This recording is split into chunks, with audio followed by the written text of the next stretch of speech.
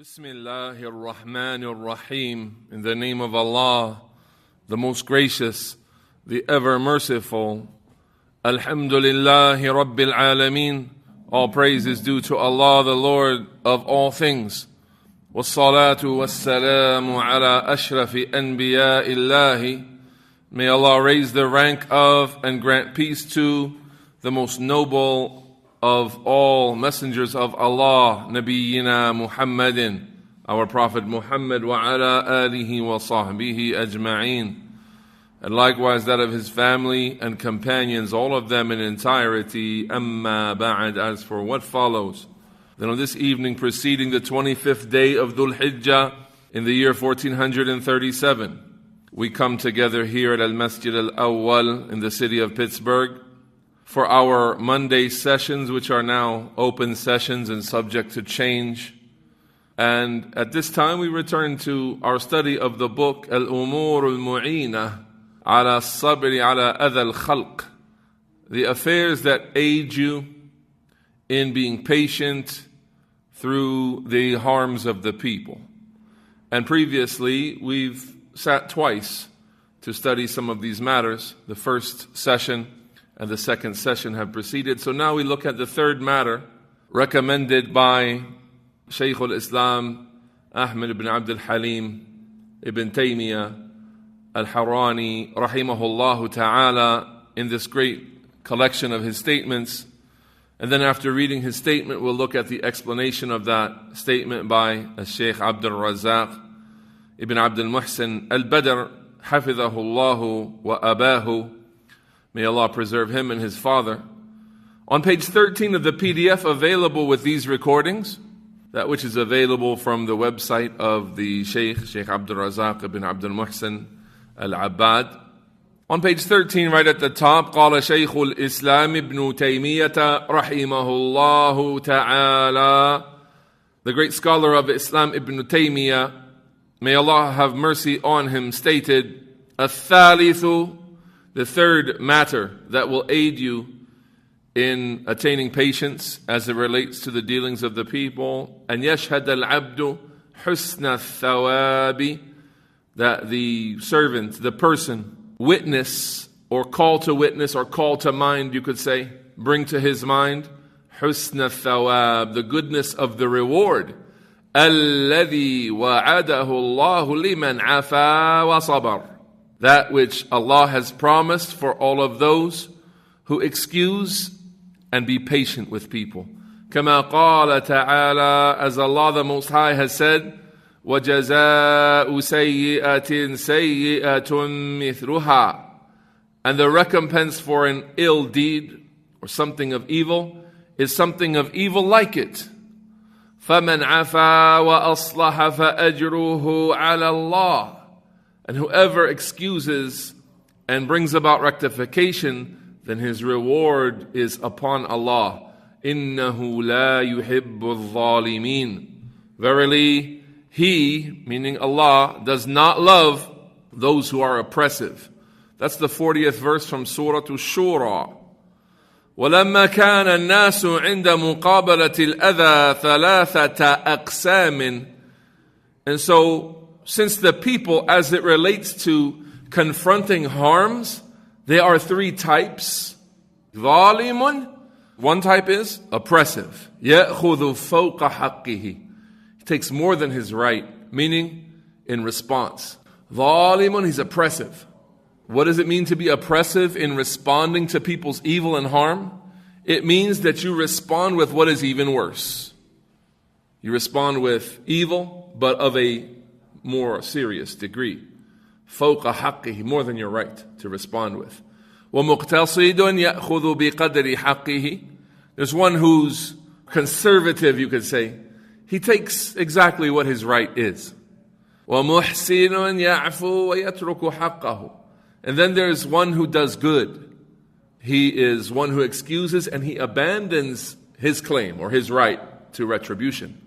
ذكر الأقسام الثلاثة في هذه الآية. Allah mentioned these three types in this verse. What's the verse and where are the three types mentioned, Ya Aba Maryam? وَجَزَاءُ سَيِّئَةٍ سَيِّئَةٌ مِثْلُهَا. Who's this? ظالم, muqtasid, or muhsin? Muqtasidun. This is the conservative one, the one who wants exactly what his right is, no more, no less. An evil thing was done to me, I respond with an evil thing or what is equal to it. Then, where's the muhsin?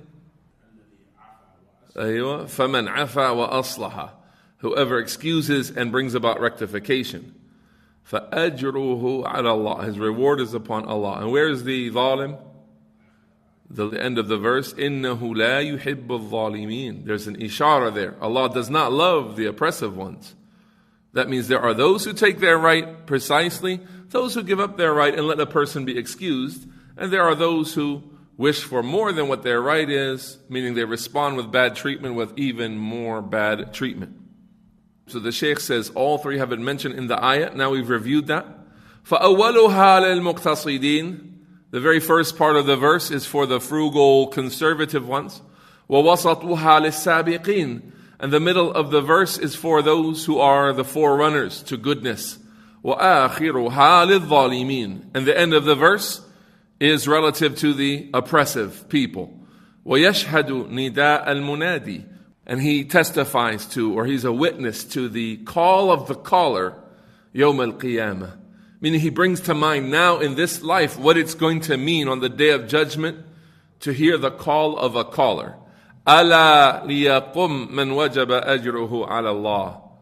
Nay, let the one stand up whose reward is incumbent now upon Allah. فَلَا يَقُمْ إِلَّا مَنْ عَفَى وَأَصْلَحَ. And then no one stands up other than the one who was known for excusing and rectifying matters. Meaning of which type of these three types of people who respond? The muhsin, ahsant ya Musa. The muhsin, the one who does really well. إِلَّا مَنْ عَفَى وَأَصْلَحَ. Except for the one who excuses and rectifies matters. وَإِذَا شَهِدَ مَعَ ذَلِكَ فَوْتَ الْأَجْرِ. If he also keeps in mind, he testifies now to it, meaning he witnesses it right now. He brings it in front of him as if he can see it. فَوْتَ الْأَجْرِ, like losing this reward. He thinks about what it would mean to lose this reward, to not be from those who stand up on that day. بِالْإِنْتِقَامِ, because he wants to get his revenge on someone. وَالْإِسْتِيفَاءِ, getting his right in full and not excusing and not being easy in his dealings.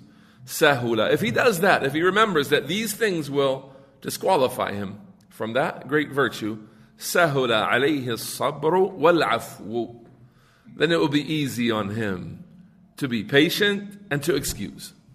Allahu Akbar. Look at these beautiful words from Shaykh al-Islam Ibn Taymiyyah, rahimahullah ta'ala. In explanation of these words, we find the ta'liq of Shaykh Abdul Razak here. هذا الأمر الثالث. This is the third affair. أن يشهد العبد حسن الثواب. That the servant bring to mind and try to witness in front of him the good reward, the goodness of the reward. أي ما أعده الله سبحانه وتعالى في هذا المقام مقام الصبر على أذى الخلق. The good of what Allah has prepared, Allah being the glorified and most high, for those upon this station, at this time, the sabirina ala adahum, for those who are patient with the harms of the people, walil'afina anin nas, and the rewards associated with excusing the people for their harm.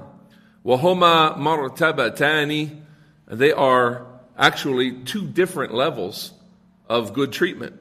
Ihdahuma a'la min al-ukhra, one of them higher than the other. Al-ula, one rank is martabatu sabr, the rank of being patient. Yasbiru ala adahum, he remains patient in dealing with their harms. Wa a'la minha, and higher in rank than even that is an ya'fuwa anhum, that he excuses them. Wal afu maqamahu a'la, and excusing people, the rank is higher. Allah Ta'ala says in Surah Ali Imran, the 134th verse, وَالْعَافِينَ عَنِ النَّاسِ, praising them, they are the afin, those who have afu, they excuse the people. وَاللَّهُ يُحِبُّ الْمُحْسِنِينَ, Allah has named them muhsinin in this verse. Allah loves those who do really well, proficiently, accurately, with integrity and sincerity and so on. فَهَذَا مَقَامُ إِحْسَانٍ. This is the station of ihsan, the station of doing things with the highest level of proficiency and sincerity. From the hadith of Jibreel, doing things in a way that what? It's clear that you sense Allah watching you, as if you can see Allah but you don't see Him, but you know that He sees you.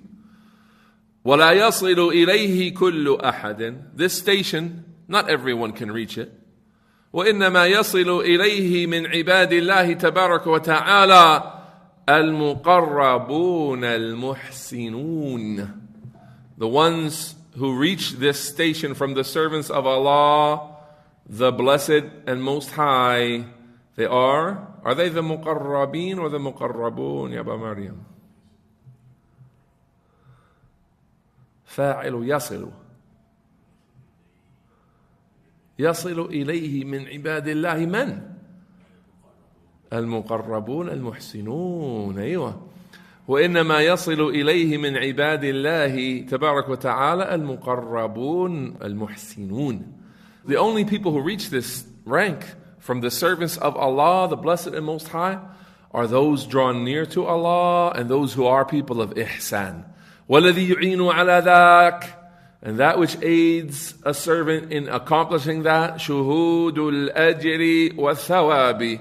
That is to bring to witness, to bring to your mind the reward, the recompense, the good recompense. فَيَصْبِرُ عَلَى أَذَاهُمْ طَمَعًا فِيمَا عِنْدَ اللَّهِ مِنَ الثَّوَابِ. So he's patient with their harms in hopes for what Allah has for him of reward. أو يأتي بأمر أعلى من ذلك. Or perhaps he brings another thing, he takes on another kind of behavior that's higher and more lofty than that. وهو أن يعفو عنهم.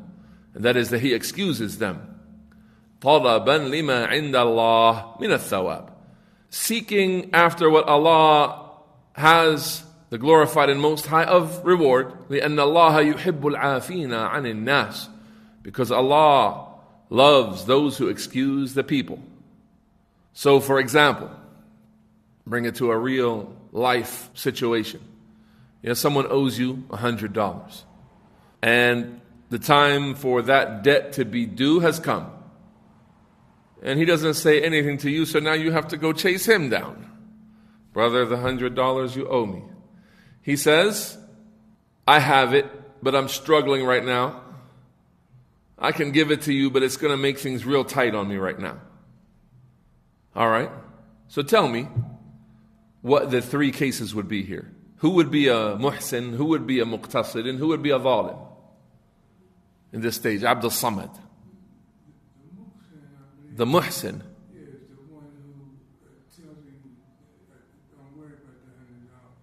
Just excuses him, huh? He says, you know what, you're facing troubles, akhi. You know what, keep that $100. That's not ihsan? Of course that's ihsan, right? We have to come back to that point because there's a very important thing connected to that point. But let's say, on a surface level, that's beautiful, right? That's excusing people. They're facing difficulties. In general, that's beautiful. That's muhsin. You might add, what's another way to be muhsin here without excusing him from the debt totally? There you go. Okay, take another month, akhi. So your right was to get that money today. And he's saying, I have it, but it's going to be really hard on me to give it. It's going to make my things difficult right now. So you can say, well, just give it to me because it's my right. And you can demand your right because it's your right. Then you would be in this case, khairat. No, this one where you say, I want the money right now. Like we agreed, I want it now. I know you have it. I know it'll be difficult on you, but give it to me in full right now. Right? Which one are you? Are you a zalim here? Not a zalim, no. The middle one, muqtasid. Muqtasid is, he's conservative. I want my right. That's all. He's not oppressing the person. As much guilt as he might try to put on him, he's not oppressing the person. He just gets his right at the time his right is due to him. So he's muqtasid. Doesn't get the highest virtue of saying, relax, take it easy. When you get it, you can return it. And what's the zalim? Might beat the guy. and take the money. So not only he gets the money on the day, he hits him. All right, what else? He might say, okay, pay it back next week, but with $50 more. Riba. Zalim. Min jihatayn. Now he's oppressive two ways. Now he's forcing him to pay more than he deserves. And that's riba. That's the riba of jahiliyyah, where you don't pay something on time, then guess what? It's more now until you pay it back, So these are ways he can oppress now, and he would be from the zalimeen, and Allah does not love the zalimeen. I said we had to come back to a point. When I say afa, excuse, Allah loves al-afin an nas. So here someone comes and he's saying, I'm having hard times. Could you be patient with me? And you say to him each and every time, no problem. You know what, I can just forget the hundreds. Just forget it. And of course this is generosity, right? What's the problem with this? Is there ever a problem with this, Nafis? Musa says never. It's never a problem. He knows a problem with this sometimes.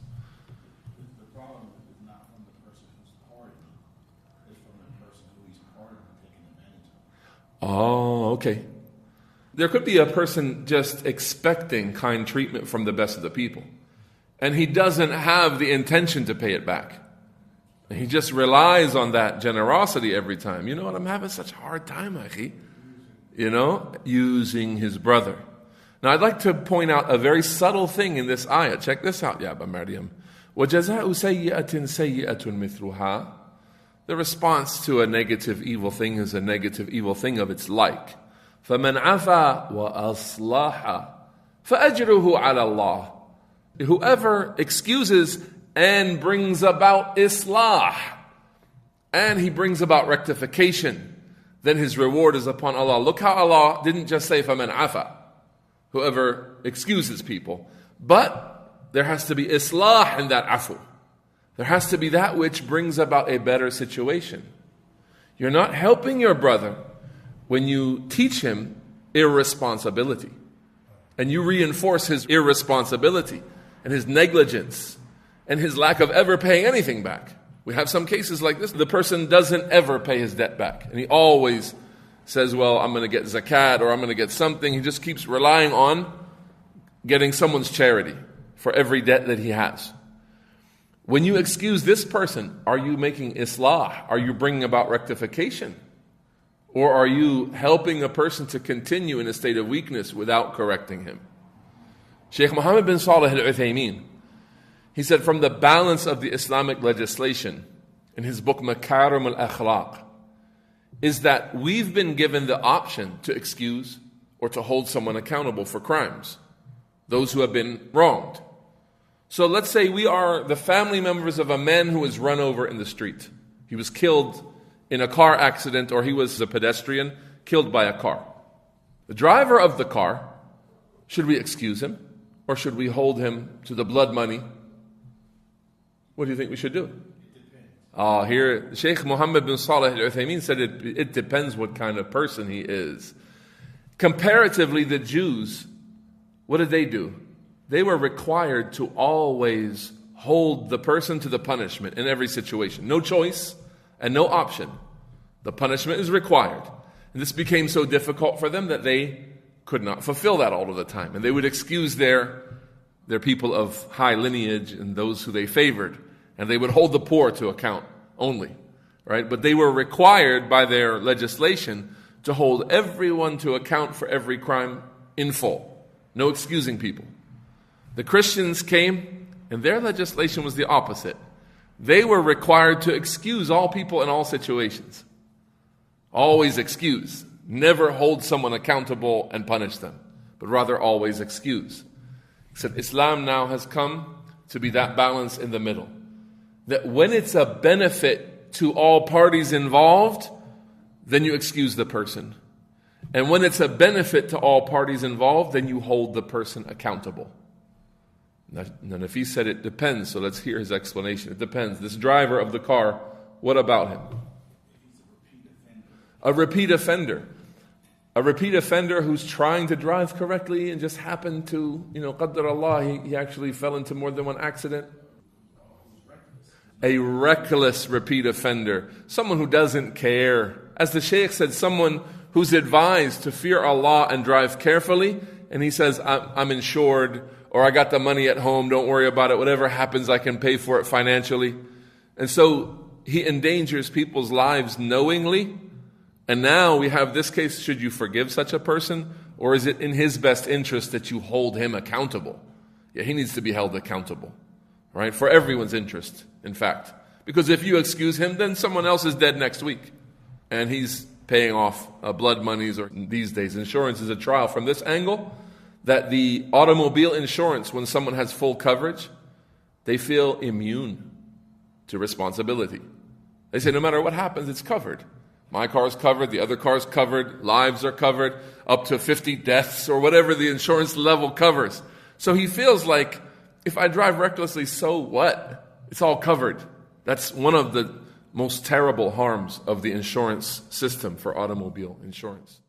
You should feel like, if it's a really careful person who drives, it just so happened to be bad weather or something that wasn't really from his actions, then you would lean towards excusing him and being easy. But if you see violations of traffic laws and a lack of concern from the person, and maybe a history of lack of concern, then definitely you're leaning towards what? Holding him to the full account of what you can get out of him in this case. Yeah, holding him account totally. That's exactly what we're talking about. So here, it's not the case that Aba Maryam, everyone who's late on their rent, you're a Muslim landlord, and if someone's late on their rent, you just say, no problem, pay it when you can. If this makes people complacent and lazy and negligent in their obligations to pay their debts on time, then you are not in fact helping them. You're harming them further.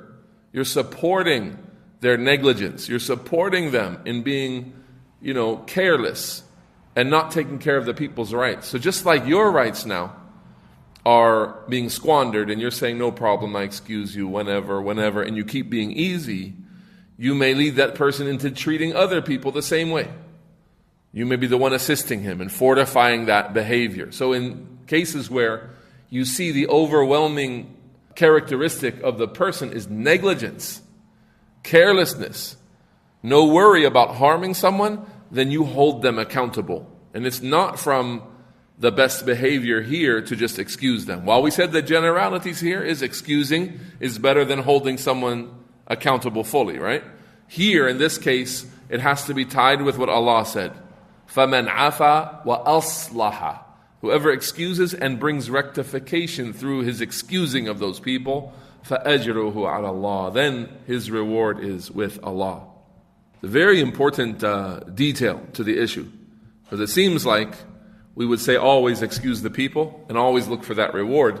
But sometimes that's not the course of action which is most beloved to Allah, depending on the case of the person you're going to excuse.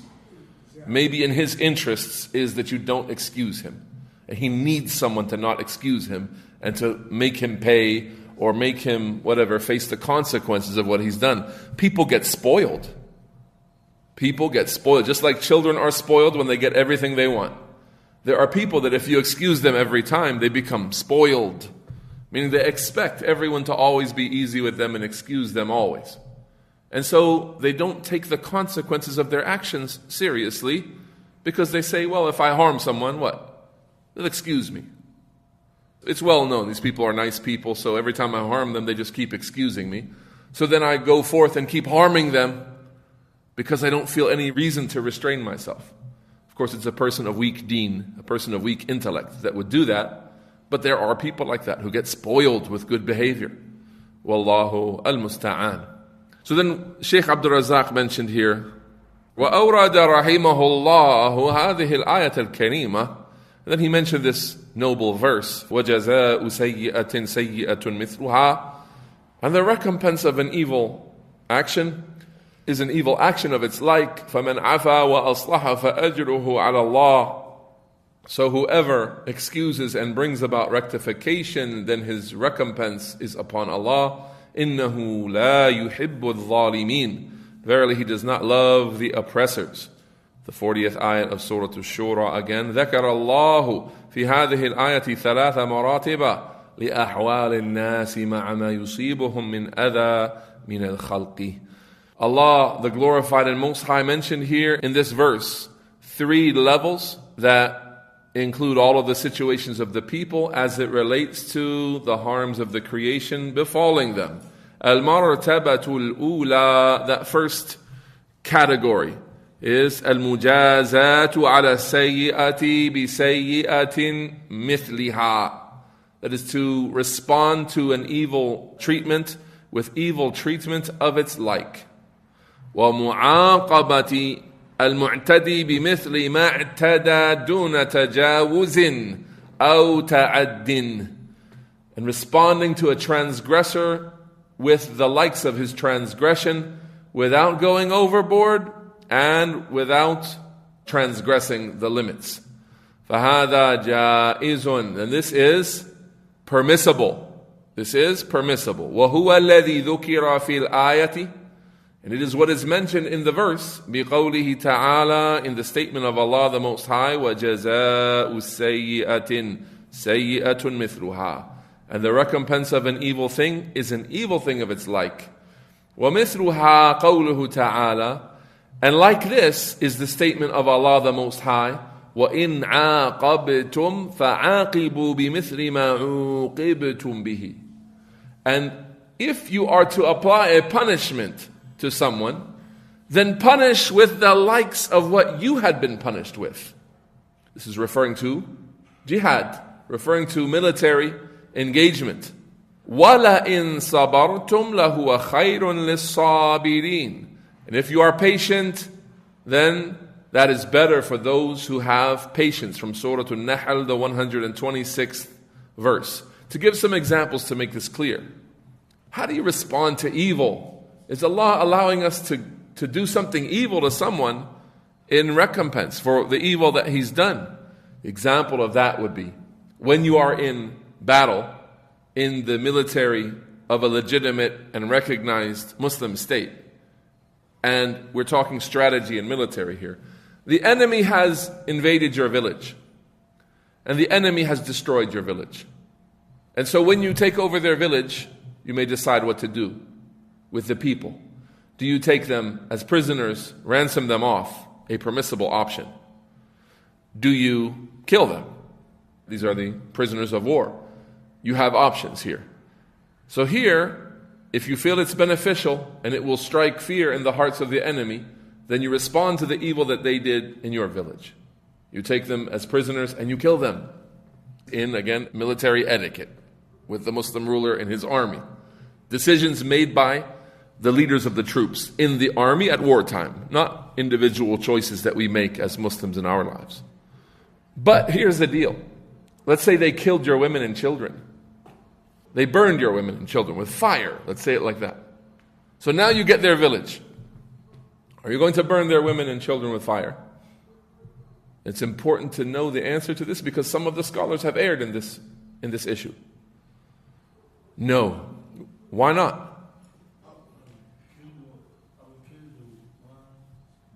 Okay, killing the combatants who caused the harm? Okay, would you set them on fire? No. Why not? They set the people on fire. You're responding with evil, the likes of the evil that they did. First of all, no one can expose a human being to fire until Allah decides. Ahsant. So there's a limit here that Allah has set. And what is it called when you go over that limit? Dhulm, yeah. Ta'addi, dhulm. It's oppression and transgression, to go over the limit that Allah has set. So here, they may have done things way beyond what's allowed. You can respond with evil, the like of it, so long as it's within the realm of what's permissible. Can you imagine? And it's from the mistaken fatwa of some of the scholars of Ahlul Sunnah, who said in response to a situation like this, the Muslim army may kill even the children of the opposing forces, babies. As an excuse for those great scholars who made this error, we say if you would put them in the situation at the time of the battle and say, you are our leader, you are our imam, you are our sheikh, here's a baby from the opposing forces, and we want you to show us by example how we are to kill these babies, right? You would find them refraining and saying, no, I've erred in my verdict. Allahu Akbar, Allahu Akbar, Allahu Akbar. So that's the first level. Responding to an evil thing with an evil thing of its like, meaning when that is a permissible response. Not killing children of the enemies because they killed your children. As the children are individual souls, they are not accountable for the sins of their fathers, their parents, and so on. And Islam teaches us this level of fairness, that we hold the people account to their actions, for their actions. And it's from the way of Jahiliyyah that when a man committed a crime in a tribe, the other tribe would come and take his brothers and kill them. Street code, yeah, I'll get one of yours because you got one of mine. Right? That's Jahiliyyah.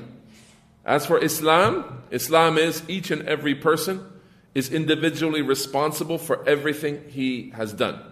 And وَلَا تَزِرُ وَازِرَةٌ وِزْرَ أُخْرَى. No person bears the burden of sin from another sinner or a different person. Everyone is individually accountable. Now when we thank Allah Ta'ala for that fairness and that justice, that's the first level of people who respond. They respond to something with its like. Al-martabatu thaniya, the second level, al-afu, and that is excusing someone. وَهِيَ أَعْلَى الْمَرَاتِبِ. It is the highest of these levels.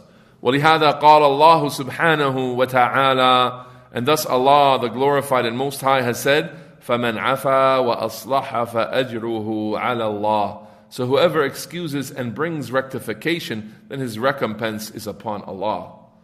وَالْعَطِيَّةُ عَلَى قَدْرِ الْمُعْطِي.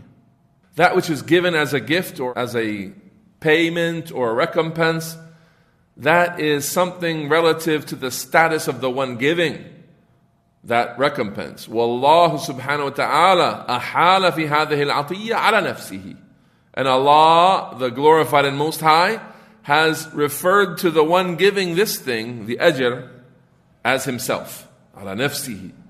فقال سبحانه وتعالى, as he said, the glorified and most high, فَأَجْرُهُ عَلَى اللَّهِ. His recompense shall be upon Allah to give to him. أي أن أجر هؤلاء وثوابهم عظيم وجزيل عنده سبحانه وتعالى.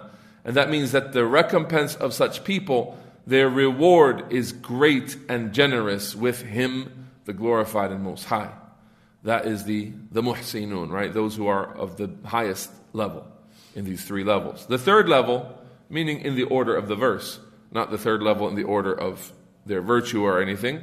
Al-martabatu thalitha, the third level, martabatu al-mu'aqaba bi-ashaddi min al-mithal. That is the level of punishing someone with worse than the likes of what they harmed you with. وَتَعَدِّي وَتَجَاوُزْ. That is going overboard and transgressing in getting someone back. وَهَذَا ظُلْمٌ. And this is oppression. وَقَدْ ذَكَرَ اللَّهُ سُبْحَانَهُ وَتَعَالَى هَذِهِ الْمَرْتَبَةَ فِي قَوْلِهِ.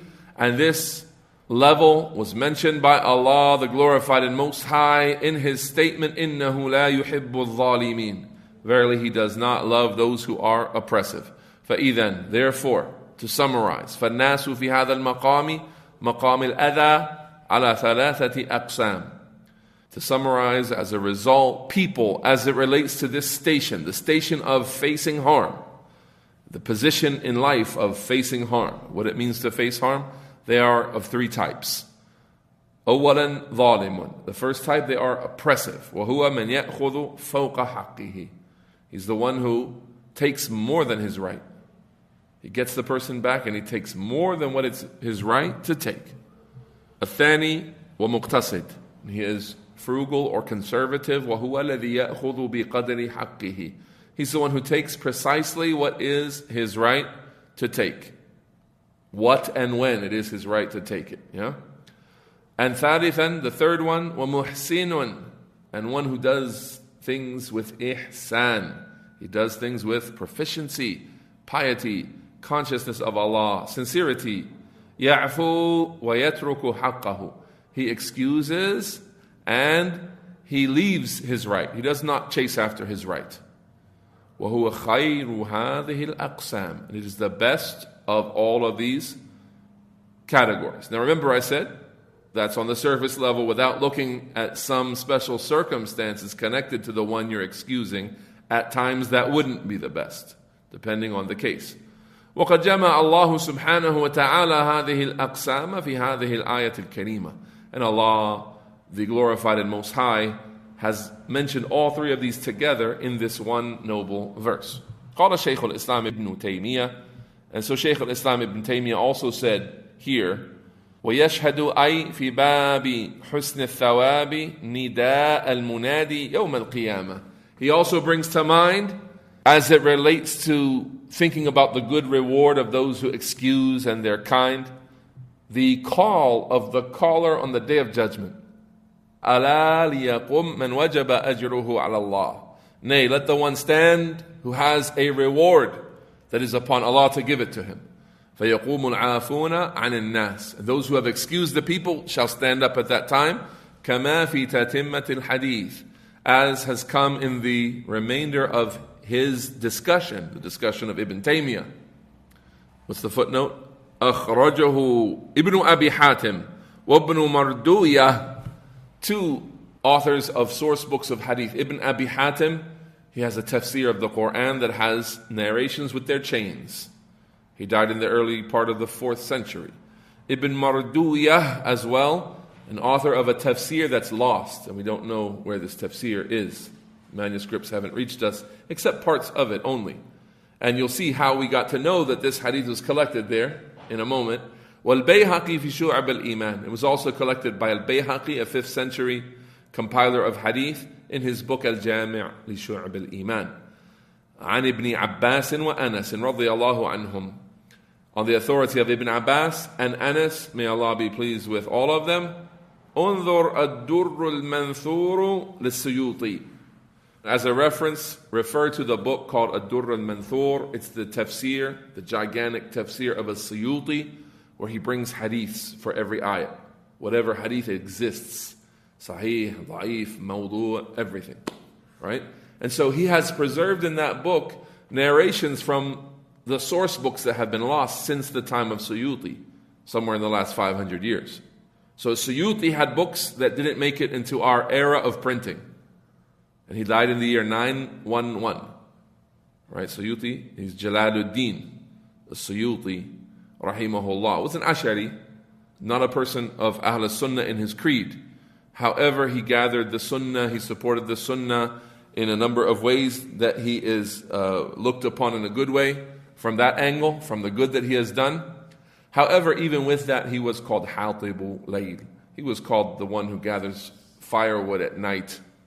The one who gathers firewood at night. What kind of wood does he pick? The best wood?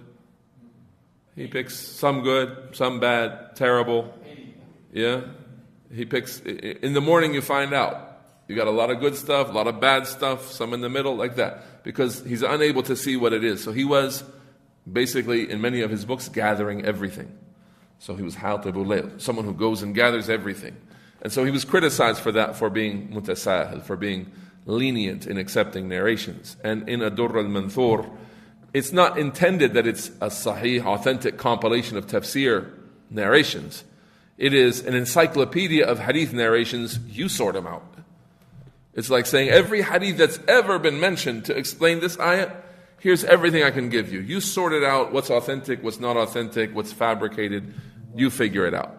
Yeah, it's just, I'm going to make an encyclopedia of everything that's ever been mentioned about this ayah. Like that. That's the goal of the book. So not a lot of blame can go to Suyuti for that. And he gets credit for actually preserving narrations from books that have been lost. Because of his methodology, he wouldn't leave a hadith. He would take every single hadith. So in his book, does he have narrations from Ibn Marduyah, yeah, it's mentioned in so commonly in Ad-Durr al-Manthur. As-Suyuti will mention the hadith and he'll say akhrajahu Ibn Marduyah. He'll say akhrajahu Abd ibn Humayd fi tafsirihi. He'll say akhrajahu, he mentioned tafsirs that are lost. And this is one of them. Ibn Marduyah, or much of it is lost. Maybe the majority of it is lost as far as I know. And they are still here and there in certain libraries around the world discovering parts of this book. Yeah, lost, miscategorized, misindexed, and so on, found actually in the library manuscripts of various libraries around the world. So they're putting it together now. And one of the sources they use to verify that it's actually the tafsir of Ibn Marduya is to match it up with what a Suyuti brings of quotes from it, to make sure that if it's Ibn Marduya's tafsir, it'll be quoted in Ad-Durr al-Manthur. So anyway, this hadith is not authentic. This hadith is not authentic. And the footnote sort of indicates that to you, that there's no indication of it being authentic. It's just collected by Ibn Abi Hatim, Ibn Marduya, and Al-Bayhaqi from the reports of Ibn Abbas and Anas, and then see the book where it's mentioned. There's no indication that it's authentic. And in fact, when that's the case, that's an indication that it is suspect. And in fact, you find the Shaykh saying here explicitly, وَالْحَدِيثُ فِي إِسْنَادِهِ كَلَامٌ. There's criticism against its chain. Right? Meaning it's weak. That's a way of saying, in a nice way, the chain of this hadith is weak. لكن تغني عنه الآية في الدلالة على المعنى نفسه. However, the verse itself suffices us as it relates to the same meaning and proving the same meaning. That is, لأن الله سبحانه وتعالى قال فمن عفا وأصلح فأجره على الله. Allah has said in His book, whoever excuses the people and brings about rectification, then his reward shall be upon Allah. That means on the day of judgment, a man who has made al-afu, he has excused people, and he has brought about rectification, he will receive a special kind of reward that is upon Allah to give to him. And he will have recognition, and he will have reward that others don't have who did not do what he has done. That's from the ayah. That's almost all of what is in the hadith anyway, except the specific way that reward will reach him by the calling of a caller saying, those who have a reward upon Allah stand up, and the only ones who stand up will be the afin. That's not authentic. Right? So the actual specific way that they receive the reward is not authentic, but we know that they will receive a special distinction and reward for their behavior. And Allah Ta'ala knows best. As it relates to, in the West, there's lots of khul'as, lots of women requesting the way out of the marriage. When a woman wants out of the marriage, and the man is generally pleased with the woman, it's called a khul'a. What does she do along with her request to end the marriage? What does she do? Fidya. She gives something to the man. She offers something. She says, let me go, and I'll give you such and such. What's the middle course? The mahar. You gave her a mahar, you gave her a dowry to marry her. She says, I can't do this anymore. Please take your dowry back. The exact thing you gave me, please take it back and let me go. This is the muqtasid. The man in this case, if he says, okay, so long as you want out, I'm not keeping you, then you're free to go. And he takes exactly what she's offered. Is he a muhsin? No, not a muhsin. Here we go, Musa. What does a muhsin do? He says, keep it, and you can go. He's muhsin.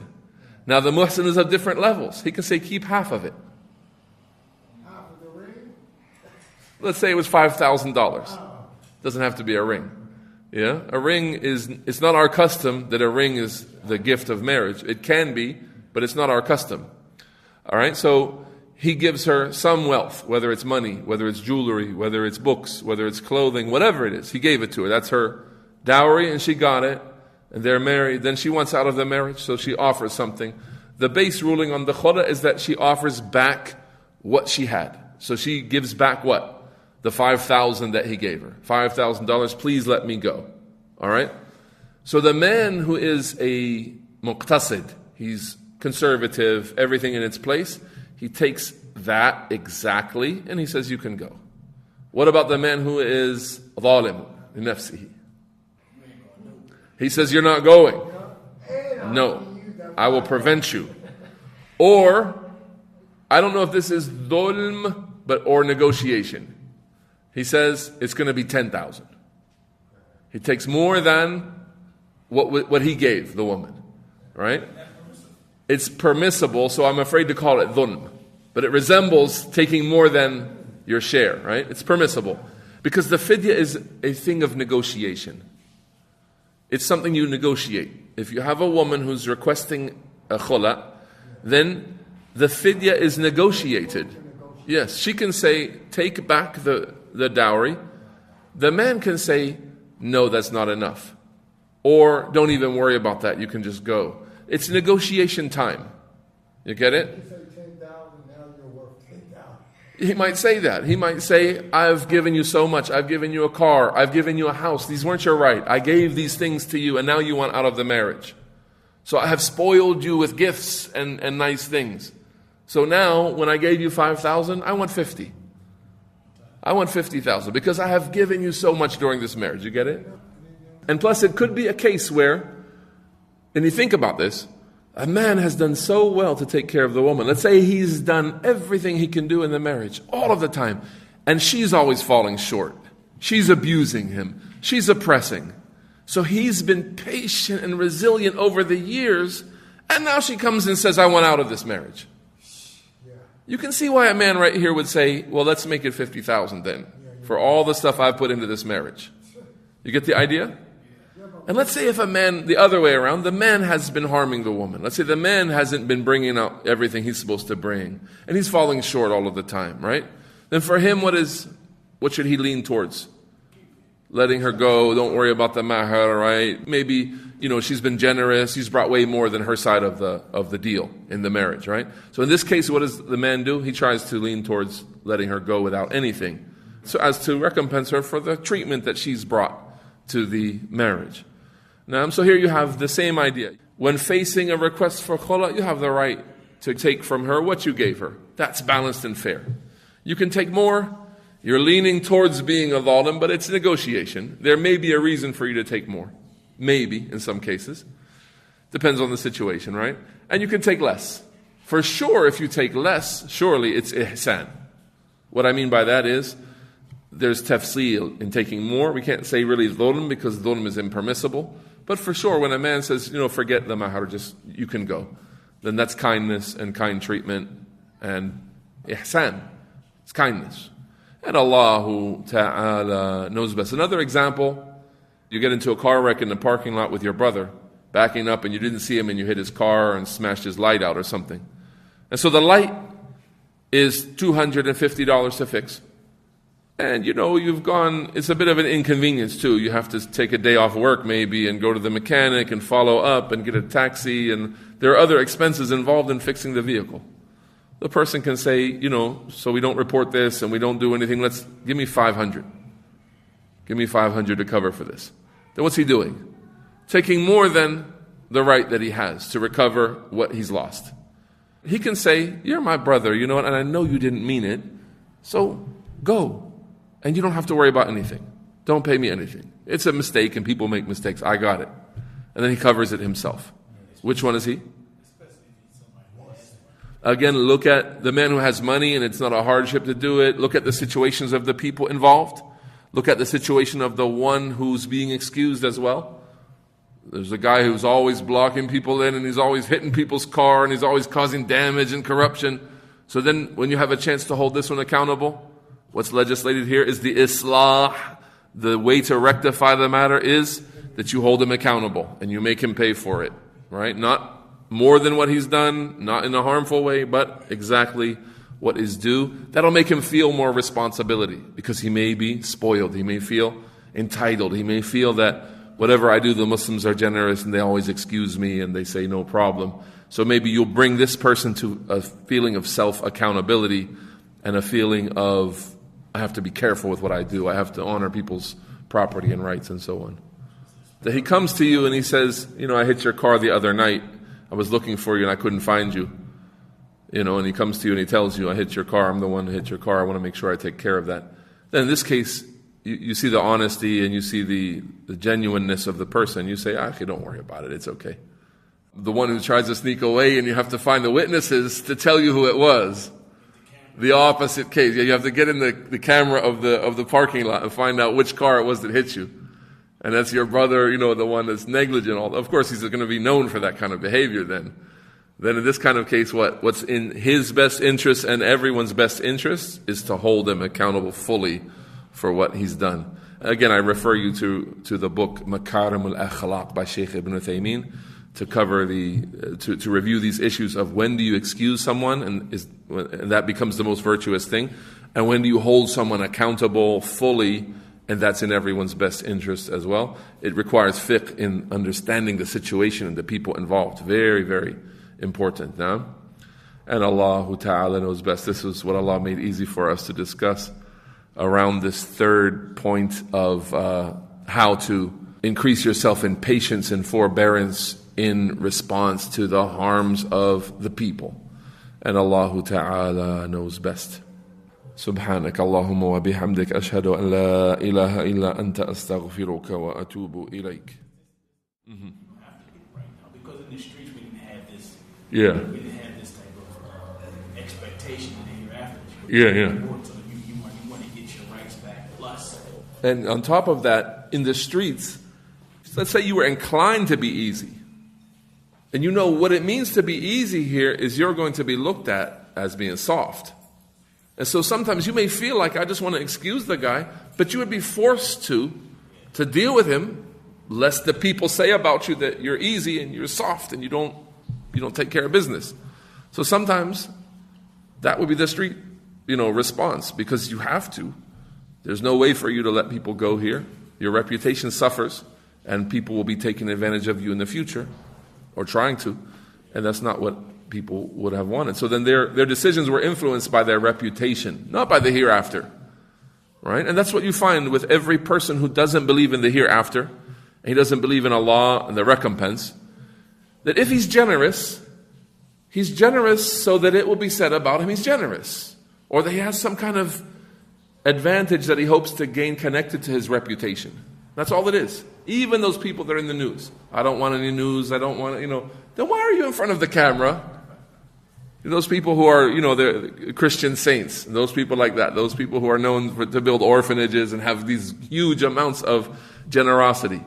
You don't have to be in front of the camera. You could tell the camera crew to go away and you could say, I'm just a totally sincere person. I don't want media attention and all of that. But behind the scenes, you find a lot of feigned piety and feigned sincerity, feigned concern for society. You find a lot of corruption in those people. You say, obviously, mother so-and-so or sister so-and-so from the order of the nuns and all of that, she's worked her whole life to help the orphans. But then what is it that's behind all of that? Is it true sincerity to Allah Azza wa Jal, seeking the reward from Allah? Likely not with those people who are worshipping Allah with polytheism. And Allah Ta'ala knows best.